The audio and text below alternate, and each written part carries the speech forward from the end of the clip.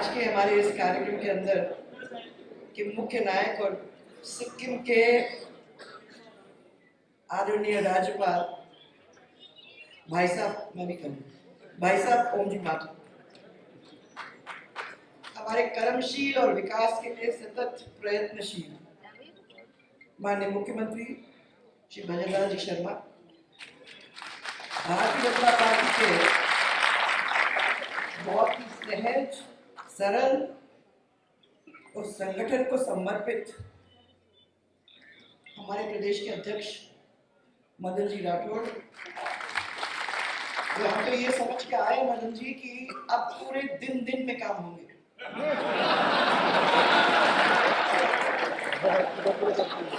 पूरे रात रात के काम हम लोगों के साथ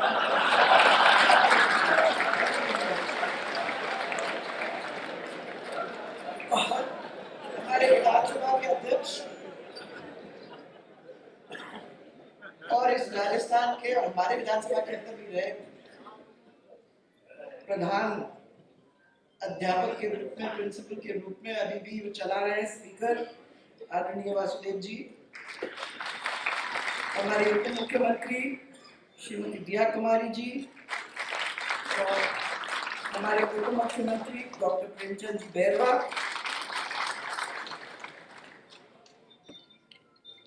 इस जयपुर क्षेत्र के मंत्री और हमारे राजस्थान के मंत्री पर जयपुर से श्री राज्यवर्धन सिंह जी, हमारी सांसद मंजू जी और राव साहब। आमरस की बात बहुत दिन की ऐसा डिस्क्रिप्शन तो मैंने अभी तक सुना नहीं है, मुझे छोड़ दिया ऐसे कि आपको एकदम से आमरस याद आ गई। बहुत पुराना साथ है, इसकी समझ में आती है कि दिमाग के अंदर से क्या निकल रहा है। तो हमारे वो आदरणीय घनश्याम जी तिवारी, मैं अंदर इस समारोह में आई तो मैंने मंच में आवाज सुनी, मैंने कहा ये आवाज तो पहले सुनी हुई है कहीं। ऐसा हमारा कोई मंच ही नहीं रहा जिसमें वो आवाज हमको सुनने में आती नहीं है।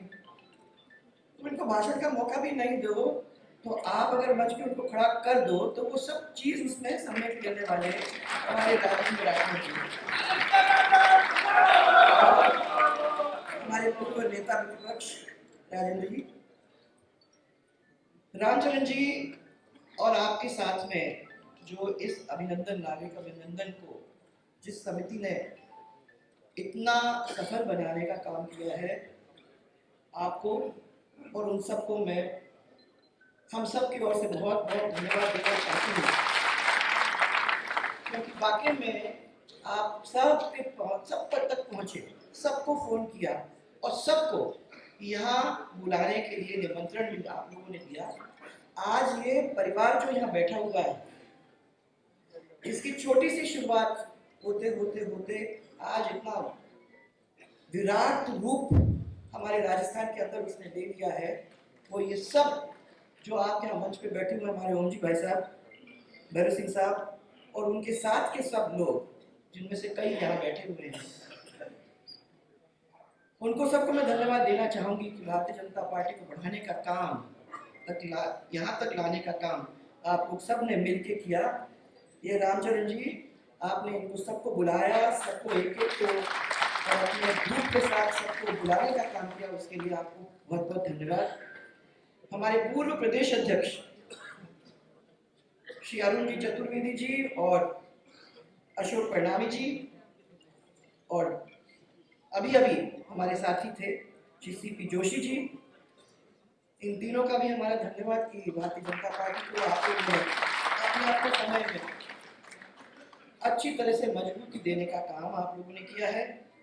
यहाँ के उप महापौर श्री पुनीत जी कर्णावत, डॉक्टर SS अग्रवाल और माथुर साहब के नागरिक अभिनंदन समारोह के अंदर जो यहाँ आए हैं, सभी लोग जो पधारे हुए हमारे परिवार के भाई बहन, कार्यकर्ता और सब साथी लोग जो यहाँ आए हैं, उनका सबका हम यहाँ स्वागत करते हैं।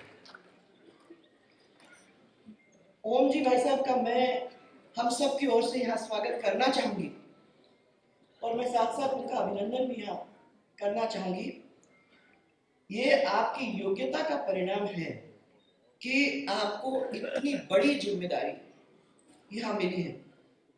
और ये सिर्फ हमारे लिए नहीं, हम लोग तो हैं ही हैं, हमको बहुत अच्छा लगता है, परंतु ये पूरे राजस्थान के लिए एक गौरव की बात है कि आप जैसे व्यक्ति को प्रधानमंत्री जी ने यहाँ तक ले जाने का काम किया। और हम उनको आभार देना चाहते हैं, हम सब की ओर से आभार व्यक्त करना चाहते हैं कि उन्होंने आपको राज्यपाल बनाने का काम, हम सब की यहाँ आपका काम देख करके वहां तक ले जाने का काम किया है। आपकी जो राजनीतिक जीवन है पूरी तरह से कामयाबी रही। अब एक एक करके सब लोगों ने अपनी अपनी कहानियां सबके सामने रखने का काम किया।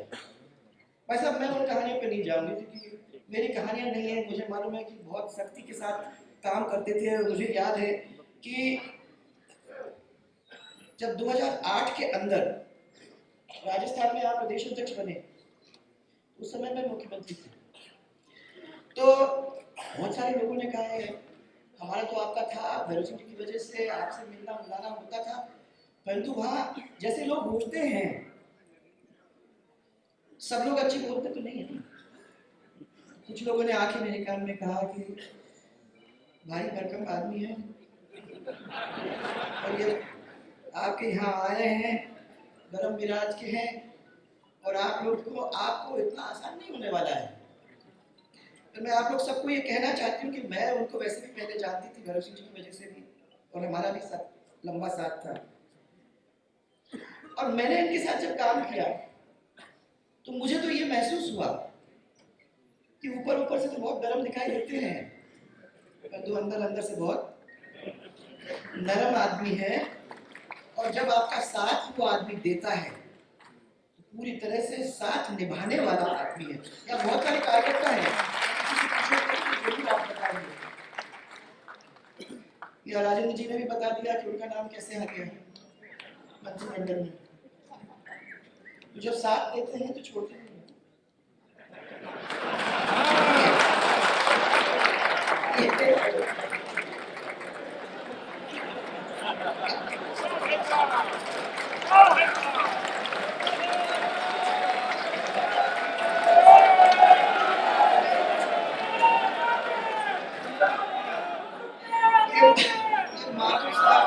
योग्यता और उनके समर्पण का एक नतीजा है, जिसकी वजह से गुजरात में, मध्य प्रदेश में, छत्तीसगढ़ में और उत्तराखंड में उनको प्रभारी बनाया। लोगों का इनके ऊपर, हमारे पार्टी के शीर्ष नेतृत्व था, उनका इनके ऊपर पूरा भरोसा था कि हम किसी भी स्टेट में इनको भेजेंगे तो जो जैसे पार्टी चाहती है वहां के क्षेत्र में उसी तरीके का रिजल्ट लाने का वो काम करेंगे।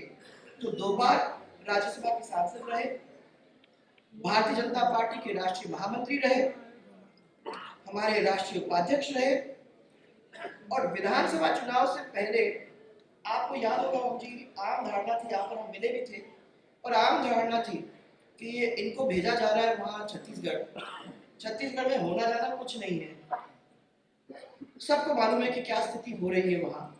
हमने कहा उनको कि असंभव बात है, आप ऐसे क्षेत्र के अंदर जा रहे हो, परंतु उन्होंने छत्तीसगढ़ में जाके कमल खिलाया और असंभव उसको संभव करके दिखाया। ये एक इनके साथ प्रॉब्लम है, क्योंकि क्या है कि अगर उनके सामने चैलेंज दो तो चैलेंज को लेने का काम उन जी करेंगे ही करेंगे, और उसको पूरा करके जमीन पे लाने का काम करेंगे। वो कई जगह के ऊपर उन्होंने दिखाने का काम कर दिया है। आप सबको मालूम है कि ये, और ये सब लोगों ने कहा भी है कि ये मोदी जी के करीब हैं, और इसका कारण है कि वो गुजरात गए, वहां प्रभारी बन गए, और वहां आपने जाके उस संगठन को ताकत देने का काम किया। उस चुनाव में आपने बहुत अच्छी तरह से वहां की परिस्थिति को मजबूत बनाने का काम किया। मैं ये नहीं कह रही कि वहां मैंने ऐसी परिस्थिति थी भी नहीं, तो जीतने का था, परंतु जिस तरीके से आपने व्यवस्थित करा के और उसको लड़ाने का काम किया, मैं समझती हूँ कि गुजरात के अंदर भी आपका बहुत अच्छी भूमिका निभाने का काम आपने वहां किया है। यहाँ सब लोग ये सोचते हैं कि कोई राज्यपाल बन जाता है तो वो रबर स्टैंप बन जाता है। मैं आपको ये कहना चाहती हूँ कि ये रबर स्टैंप नहीं होता।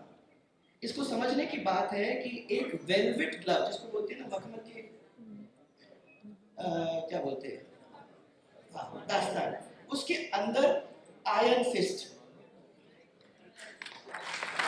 सब लोग सोचते हैं कि रबर स्टैंप में से कुछ भी करवा लो, तो वैसे बैठे हुए हैं, परंतु ये है आयरन फिस्ट इन अ वेलवेट ग्लव।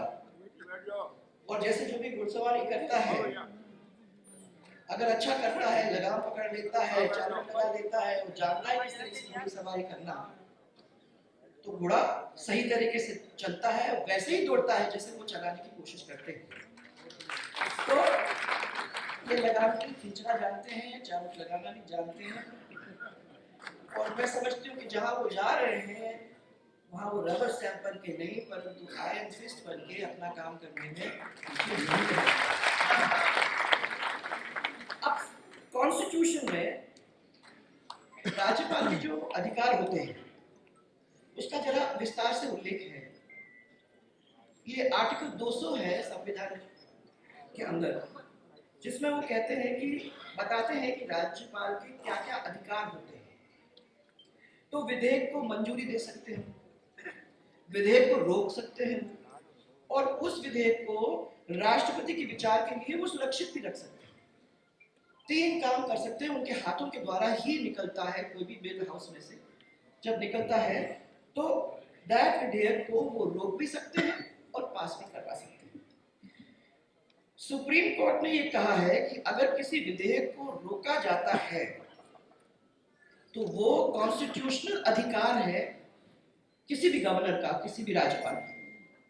तो आपको यहाँ याद होगा कि राजस्थान में जब पिछली कांग्रेस की सरकार ने विधानसभा के अंदर एक सत्र 31 जुलाई 2020 तब वो बुलाना चाह रहे थे, इसके लिए उन्होंने 3 बार प्रस्ताव भेजा गवर्नर साहब के पास, लेकिन महामहिम राज्यपाल जब थे कलराज मिश्र, उन्होंने उसको वापस लौटा दिया। बाद में वही सत्र जब राज्यपाल जी ने चाहा, उनकी अनुमति के साथ 14 अगस्त को हुआ। इसी तरह एक वो अधिवक्ता कल्याण कोष बैठे हैं सामने मिले, संशोधन विधेयक जो था वो 7 मई 2020 को विधानसभा में पारित हुआ और 24 मार्च को राज्यपाल के पास अनुमोदन के लिए गया, राइट। तो राज्यपाल ने उस विधेयक को वापस लौटा दिया। आफ्टर पैसेज, जो विधानसभा से पास होने के बाद भी उनके पास इतनी पावर है कि वो रोक सकते हैं अगर वो समझते हैं कि उनको नहीं करना। राज्यपाल भले ही मंत्री परिषद के सलाह से काम करें, पर आर्टिकल 166(2) के अनुसार राज्यपाल का निर्णय ही लास्ट निर्णय होता है। तो जो भी करेंगे तो लास्ट निर्णय। आर्टिकल 356 में राज्यपाल की सिफारिश पर किसी भी बहुमत वाले राज्य सरकार को निलंबित करना है किसी कारण की वजह से, तो वो कर भी सकते हैं और राष्ट्रपति शासन को लागू कर सकते हैं, और उस प्रदेश के अंदर सरकार का पूर्ण अधिकार उनके हाथ में भी चला जा सकता है। तो आप जब ये सब बातों को सुनते हैं तो आप समझ सकते हैं कि गवर्नर के पावर, हमारे राज्यपाल महामहिम के पावर कोई कम नहीं है। ये राज्यपाल इसलिए शक्ति रहित नहीं, शक्ति सहित, इस चीज को हम लोगों को ध्यान देने की जरूरत है। आप जो गए हो, अभी जब भी राज्यपाल की बात करते हैं लोग कहते हैं हाँ राज्यपाल सर, हमने कहा इसलिए जरूरी है कि जरा सब लोगों के ध्यान में ये लाया जाए कि पावर्स कितनी है और अगर वो यूज करना चाहे तो कितनी पावरफुल बात बन सकती है। तो मैं ये नहीं कह रही हूँ कि सबदू करने की जरूरत है। राज्यपाल का कॉन्सेप्ट उस वक्त हुआ जब देश की आजादी के 2 साल के बाद अमेरिका में जो उठी हुई थी फेडरलिज्म की बात, उसकी आवाज को दुनिया भर में सभी जो डेमोक्रेटिक देश थे वो उसके बारे में सोचने लगे। वो उस व्यवस्था का नाम है ये फेडरलिज्म, जिसमें केंद्र और राज्य सरकार के जो बीच अधिकारों का बंटवारा होता है, कैसे होता है और कितना कैसे होना चाहिए, वो डिसाइड होता है। यह फैसला किया गया कि देश में राष्ट्रपति वैसे ही राज्य में राज्यपाल, ये अगर हो जाता है तो उसका फायदा गवर्नर, गवर्निंग का मतलब गवर्नर गवर्निंग करेगा। इसलिए राज्यपाल किसी भी राज्य का सबसे महत्वपूर्ण और सबसे शक्तिशाली ये पद है। और आज हमारे बीच में ये शक्तिशाली व्यक्तित्व बैठा हुआ है। मैं इसीलिए आपको समझाने की कोशिश कर रही हूँ कि ये हमारे बीच में से गया हुआ व्यक्ति आज उस पद तक पहुंचने का काम किया है। मैं समझती हूँ कि धन्यवाद हमारे प्रधानमंत्री जी को, जिन्होंने कार्यकर्ता से लेकर यहाँ तक लाने का काम हमारे ओम जी माथुर का किया। मैं अंत में इतना ही कहना चाहूंगी कि ये कितनी भी बुलंदियां छू जाए, उनकी एक बहुत बड़ी खूबी है। सुनो ओम जी, बहुत बड़ी खूबी है और मजाक नहीं है। ये इतनी बड़ी खूबी है कि आप ना हमेशा अपने पैर जमीन पे रखते हो और आपको समझ में है ये बात कि कितने भी हम ऊपर चले जाएं, ये जमीन नहीं खिसकनी चाहिए अपने पैरों के नीचे से। अपने को अपना कांटेक्ट अपने कार्यकर्ताओं से, अपने बहुत सारे लोग जो हमारे प्रशंसक हैं, हमारे साथ रहते हैं, उनके साथ जुड़े रहने से आज ये फल भरा है। इसी वजह से, क्योंकि आपने अपने पैरों को धरातल पे रखने का काम किया है। और ये असंख्य लोग, बहुत सारे लोग जो बैठे हुए हैं, तो इसी की वजह से बैठे हुए हैं। नहीं तो क्या होता है भाई साहब, ऐसे लोग बहुत सारे हैं, ऐसे लोग बहुत सारे भाई साहब जिन्हें पीतल की लौंग कहीं मिल जा रही है ना, तो वो अपने आप को सगावत मानने लगते हैं।